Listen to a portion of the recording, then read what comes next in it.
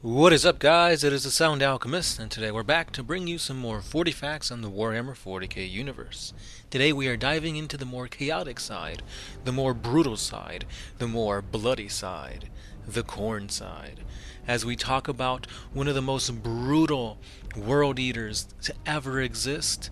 No, it is not Angron, and no, it is not Karn. It is someone that goes by the name of Kossolox. And it is a good idea to not remember this name, because it strikes fear in the heart of all of his enemies. Now, without further ado, let's dive into this chaotic lore. Kossolox, the Foresworn, is a notorious Chaos Lord of the World Eaters. He led his Foresworn warband, a sizable group of Khorne berserkers, directly into the midst of chaotic battles throughout history. Some say that he was a sergeant from the World Eaters' 3rd Assault Company back during the Horus Heresy, and it is stated that perhaps he was even there on the siege of the Imperial Palace at the height of the heresy, attempting to break down the palace of the Emperor. Since then, Kossolox has been spotted on numerous battlefields, ripping through Imperium and Xenos forces, all in servitude for the chaotic god of blood and destruction, Khorne. During the 444th year of the 41st millennium, Kossolox fought alongside his Primarch, Angron, in the First War of Armageddon. And this is when Kossolox's veteran warriors proved themselves in campaigns against the Space Marines and the Astra Militarum. Though the forces of Khorne overwhelmed the planet and it caused a massive bloodbath, their hold was broken. Angron and his demonic minions were banished back, and the warriors of Khorne repelled. However, during their withdrawal, a part of the Foresworn warband was left on Armageddon to continue their frenzy. In more recent events, Kossolox had reappeared during the 13th Black Crusade in aid of Abaddon the Despoiler. The Khorne berserkers invaded Agrippina, where they were confronted by the Blood Angels, which were being led by the sanguinary high priest, Numitor. In order to turn the tide of this chaotic frenzy of a battle, he ordered his berserkers to fall upon their allied cultist horde.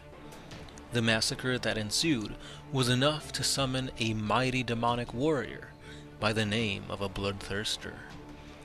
Due to this demonic warrior, he dealt heavy losses to the Blood Angels and their death company. However, one way or another, they managed to overcome this demon, and they drove out the World Eaters from this planet. Kossolox, however, was not slain, and so he has pledged to destroy the Blood Angels for his defeat and humiliation. Now, vengeance is the only thing that drives him, pushing him forward no matter the cost to his body or to the lives of the Foresworn. Years later, he may perhaps have his vengeance, for he was last seen appearing leading the Conqueror, a battle barge, with a chaotic fleet alongside him, including World Eaters, Night Lords, Death Guard, Thousand Sons, and Black Legionnaires, all heading towards Agrippina.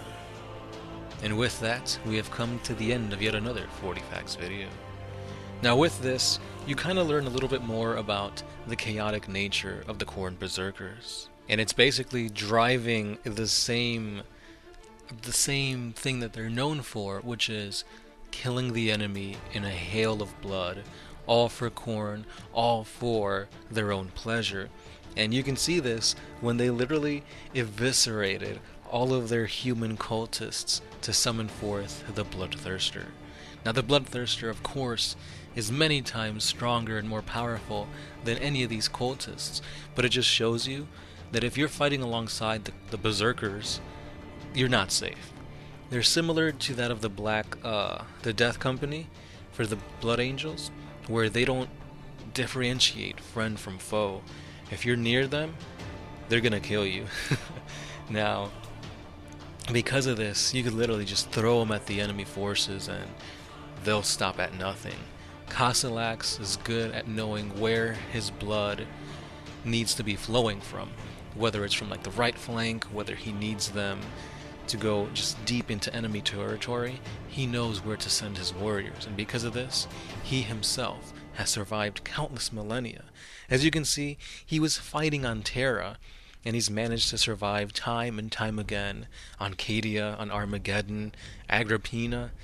He's going to stop at nothing to make sure that Khorne is satisfied, but more so that he himself is satisfied.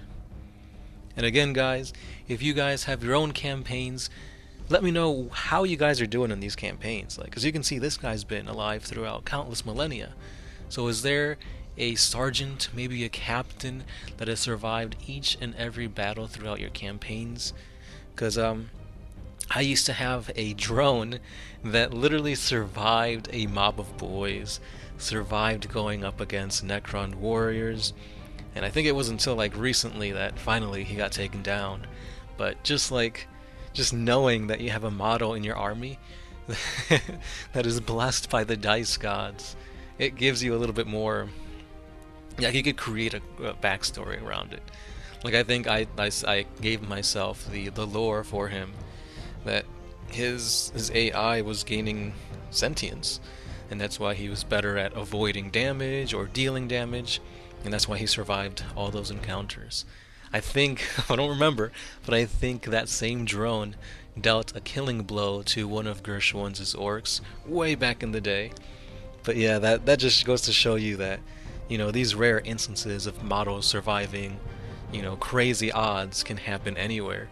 And as you can see here, Kossolox would be one of those models. And that's all I've got for you guys today. Hopefully you enjoyed this brutal lore on Kossolox, the Foresworn. And also let me know what other topics you want me to cover, whether it be chaos, maybe you want some Xenos lore, or stick with the mighty Imperial Guard. Let me know down below, and we'll add it to the list.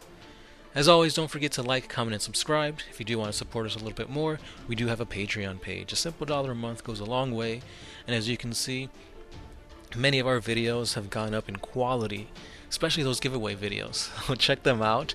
For example, the Orcs versus the Tau. Just check that video out. It talks about 2 different battles, and just like the way the art moves, hopefully it'll move you towards winning that epic giveaway. And yeah, guys, 2019 is almost here. I will almost be ready to put out my lore for my 11th Legion, so I look forward to that. And as always, I'm the Sound Alchemist, part of One Mind Syndicate, and I'll catch you then.